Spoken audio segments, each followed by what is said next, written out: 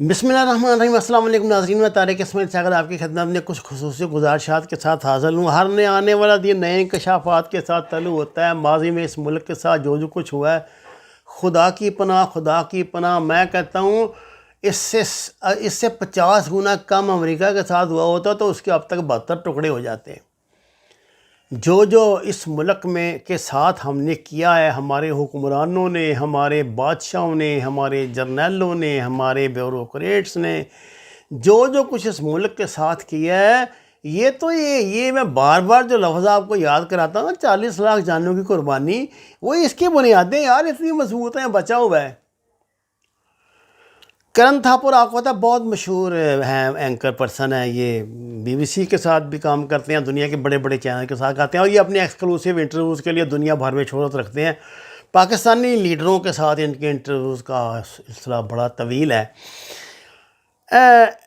پاکستان کے سابق high commissioner Abdul Basit Khan نے 3 سال سرو کیا ہے بطور ہائی کمشنر ان دلی ہمارے ہائی کمیشن میں، اور یہ بڑا کروشل ٹائم تھا۔ یہ اس کا مودی کا جو پہلا ہے پیریڈ اس میں ہے، اور یہ بندہ بہت پیٹریوٹ ہے۔ آپ نے آج کل بھی وہ ڈیجیٹل میڈیا پہ جو کچھ بتاتے کرتے ہیں۔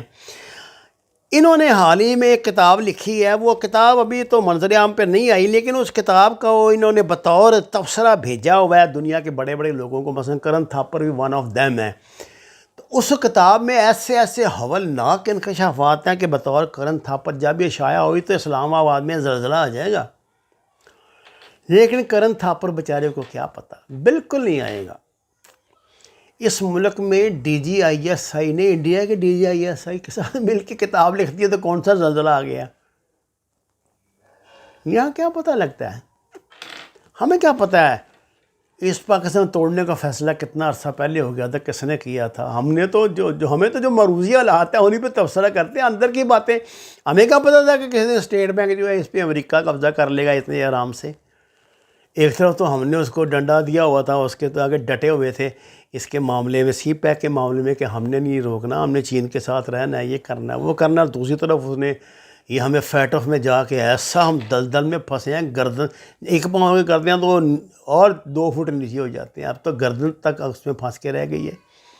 اس لیے یہ سازشیں جب تک سامنے نہ آئے ہمیں کیا پتہ لگتا ہے؟ اب تو ہمیں ہر چیز پہ شک ہے۔ یہاں تو کوئی حکمران عمران خان نے ہمارے ساتھ جو وعدے کیے تھے، وہ آپ کو یاد ہے جن وعدوں پہ آپ نے ووٹ دیا تھا؟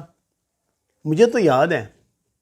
تو عمران خان نے جو وعدے پورے کیے ان میں سے پاکستانی قوم کا کون ساتھ کیا گیا، کون سا وعدہ پورا کیا ہے؟ ہاں، جو انٹرنیشنل اسٹیبلشمنٹ ہے، جو بادشاہ گھر ہیں، ان کے ساتھ جو وعدے کیے تھے وہ پورے کر دیے۔ مثلا مہنگائی 70% بڑھا دی انہوں نے ڈالر کو آسمان پہ پہنچا دیا، انہوں نے پٹرول کی قیمتیں کیا سے کیا کر دی، انہوں نے ڈبل روٹی کی قیمت کیا سے کیا کر دی۔ انہوں نے کہا تھا کہ انہوں نے عوام کو اپنے جو ہمارے یہ جو ہیں انٹرنیشنل اسٹیبلشمنٹ ہے اس کی توقعات کے برعکس قحط زدہ کر دیا ہے۔ ان کے لیے لنگر کھانے کھولنے شروع کر دیے، ان کے لیے بستروں کے منتظر کہ یہاں سوؤ یہیں سے کھاؤ۔ یہی مسئلہ ہے نا مسلمانوں کا، ہمارا سونے کا اور کھانے کا، اور ہم نے کیا کرنا ہوتا ہے؟ اور تو ہم انسان تو ہے نہیں نا کہ ہم نے کچھ ہماری زندگی کی اس کے علاوہ بھی کوئی مشاغل ہے۔ دوائیوں کی جو بات ہے ایسا کنٹرول کیا انہوں نے، سسٹم ایسا کنٹرول کیا، چوانی والی جو گولی تھی وہ کر دیا 4 روپے کی، 4 روپے والی کر دیا 80 روپے کی، 80 روپے والی کر دیا 500 روپے کی، 500 روپے والی کر دیا 3000 روپے کی۔ اللہ خیر صلی اللہ، مرو جیو جہنم میں جاؤ، ان کو اس بات سے کیا لینا دینا؟ ہاں، چرب زبانی بہت ہے، اللہ اکبر، وعدے، اور جناب آپ کو حدیثیں اور مدینہ کی ریاست اور یہ اور وہ، یہ بڑا کچھ ہے۔ دو اب مجھے گالیاں کہ اس نے پیسے لے لیے ہیں لیکن نہیں دے سکتے۔ بشرمو، پتہ ہے تمہیں کس طرح میں نے اس بندے کا دفاع کیا ہے؟ اب نہیں ہوتا، اب تو اسٹیٹ بینک نہیں میرا رہا، تو میں کیا عمران خان کا دفاع کروں؟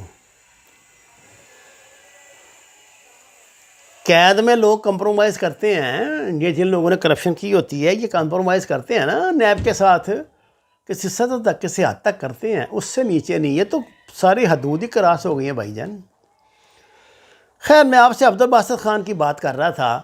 انہوں نے کرن تھاپر نے ان کو اس کتاب پہ ان کا انٹرویو لیا جس میں انہوں نے عبدالباسط خان نے کہا کہ 3 سال جو میرے رہے ہیں دلی میں نے دیکھا کہ پاکستان کے وزیر اعظم نے پاکستان کی جڑیں کھوکھلی کرنے میں کوئی کسر نہیں چھوڑی. یہ بندہ ضرورت سے زیادہ انڈیا کے عشق میں مبتلا تھا. انہوں نے کہا کہ میں ان کو کوئی 50 دفعہ میں نے یاد دلایا کہ وزیر اعظم کا ایک پروٹوکول ہوتا ہے, آپ کو نہیں چاہیے کہ دعوت کے بغیر آپ اس کی سیریمنی میں شرکت کریں. جو اس نے عہدے کا حلف لیا تھا پہلے, لیکن کہنے لگا اس بندے نے میری بات نہیں مانی نہیں. اس نے کہا کہ انڈیا کی طرف سے اس کی کسی بھی اس کی سرگرمی کا بھرپور اس انداز میں جواب نہیں دیا گیا. وہ سمجھتے تھے کہ یہ تو تور ہے, اور وہ اس کو کچھ سمجھتے نہیں تھے. وہ سمجھتے تھے یہ تو سٹوج ہے ایک اس کا اسٹیبلشمنٹ کا, جب تک وہ چاہیں گے اس کو رکھیں گے, جب چاہیں گے کان سے پکڑ کے نکال دیں گے, اس لیے ہم اس کے ساتھ بات ہی کیوں کریں. عبدالباسط خان نے کہا کہ یہ بندہ ایک جنون تھا اس کو کہ انڈیا سے دوستی کرنے کا, جبکہ انڈیا کی طرف سے چونی بھی اس کے برابر اس کے جذبات کے برابر جذبات کا اظہار نہیں کبھی کیا گیا. انہوں نے سابق وزیر خارجہ طارق فاطمی اور سرتاج عزیز دونوں پہ الزام لگایا کہ وہ اس کے سٹوج تھے اور وہ اسی ایجنڈے کو آگے بڑھا رہے تھے. آپ کو پتہ ہے طارق فاطمی جس کی بیٹی کا خامد یہودی ہے, ان کا داماد ماشاءاللہ یہودی ہے. آپ سرکار امریکن سٹیزن ہیں, بڑا فخر کرتے تھے اس بات پہ اپنے داماد کے یہودی ہونے پر. اللہ جانے جی کیا کیا ان لوگوں کی لائنیں ہیں, کون کس کا رشتہ دار ہے. میں کہتا ہوں آپ کھدو کھولے لیرے ہی لیرے نکلیں گی یار, اندر سے گندگی نکلے گی, کوئی ڈھنگ کی چیز برآمد نہیں ہوگی. عبدالباسط خان نے کہا کہ یہ ایسا بندہ ہے خدا کا کہ میں اس کو سمجھاتا تھا جناب والا, جو وزیر اعظم ہوتا ہے اس کے ساتھ ملک کی پوری ڈگنیٹی انوالو ہوتی ہے, آپ کیوں ایسی اوچھی حرکتیں کرتے. کہنے لگا کہ اس نے ایک دن کہا, اچانک کہا انڈیا کے دورے پہ کہ میں نے سجن جندل کے گھر جانا ہے دلی میں.